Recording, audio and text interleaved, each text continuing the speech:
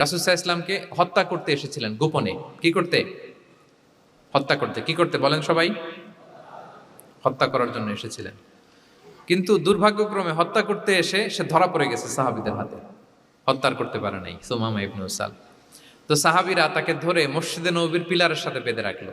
বেঁধে রাসূল সাল্লাল্লাহু আলাইহি ওয়াসাল্লামকে ডাকলো।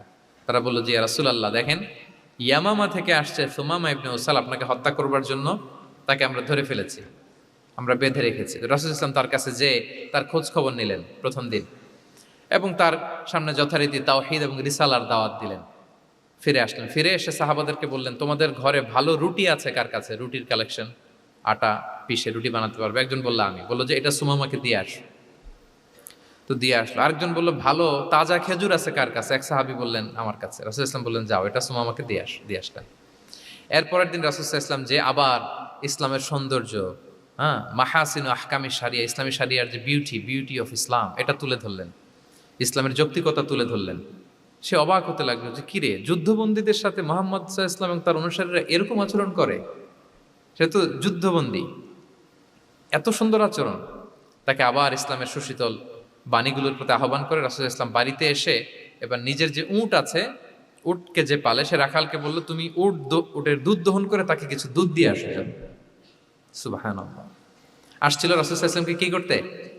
হত্যা করতে।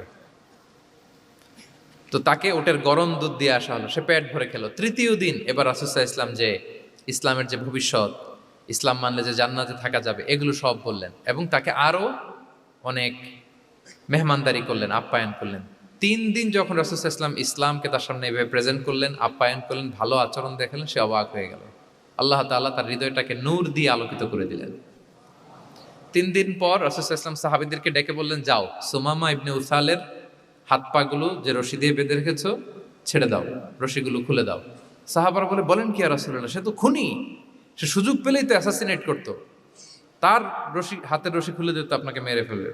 আল্লাহ রাসূল সাল্লাল্লাহু আলাইহি ওয়াসাল্লাম বললেন না, আমি যা জানি তোমরা সেটা জানো না, যেটা বলেছি তাই করো। মসজিদে নববীর পিলারের সাথে তাকে যে বেঁধে রেখেছো রশি খুলে দাও, হাত পা খুলে দাও। আল্লাহর হাবিব সাল্লাল্লাহু আলাইহি ওয়াসাল্লামের নির্দেশ মোতাবেক সাহাবারা ওনার হাত খুলে দিলেন, পা খুলে দিলেন। সুমামা ইবনে উসাল কারোর সাথে কথা না বলে তার বাড়ি তো ইয়ামামা, সেখানেও ফিরে গেলেন না, অন্য কোনো শহরেও গেলেন না। তিনি মদিনা থেকে অনতি দূরে একটা খেজুরের বাগান আছে, ওখানে কুয়া আছে, উনি যে ওই কুয়ার পানি দিয়ে গোসল করলেন। গোসল করে পবিত্র হয়ে মসজিদে নববীতে রাসূল সাল্লাল্লাহু আলাইহি ওয়াসাল্লামের কাছে ফিরে আসলেন আর এসেই ঘোষণা দিলেন আশহাদু আল্লা ইলাহা ইল্লাল্লাহ ওয়া আশহাদু আন্না মুহাম্মাদার রাসূলুল্লাহ। সুবহানাল্লাহ, সুবহানাল্লাহ। তিনি বললেন যে আমি সাক্ষ্য দিচ্ছি আল্লাহ ছাড়া কোনো ইলাহ নেই, আরো সাক্ষ্য দিচ্ছি যে মুহাম্মদ আপনি আল্লাহর প্রেরিত বান্দা এবং রাসূল।